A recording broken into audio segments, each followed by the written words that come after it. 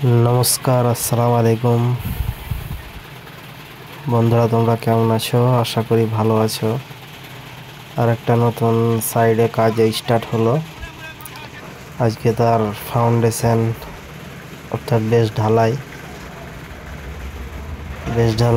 আমরা স্টার্ট করে দিয়েছি।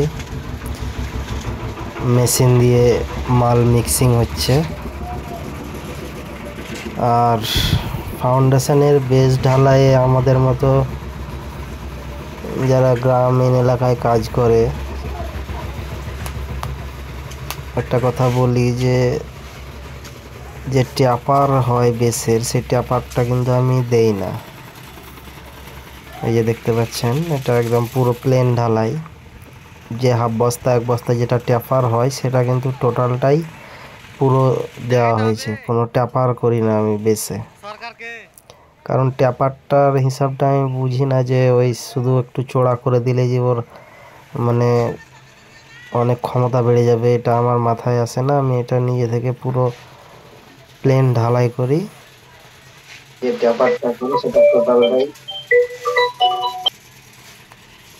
ট্যাপারের মালটা টোটালটাই আমি বিছিয়ে দিই, বরং আরও হাফ বস্তা মতো মালটা বেশি দিয়ে টোটালটাই ঢালাই করে রাখি।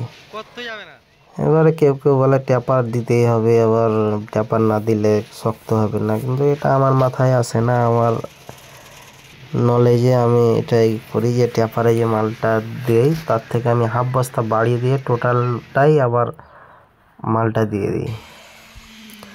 আর একটা কথা বলি যে একটা কাজ করতে কিন্তু এতে যখন ঢালাই হবে বেসটা পকেটটা, তখন কিন্তু এই ভাইব্রেশন মেশিনটা আপনাদের ব্যবহার করাটাই মানে করতে পারলে ভালো।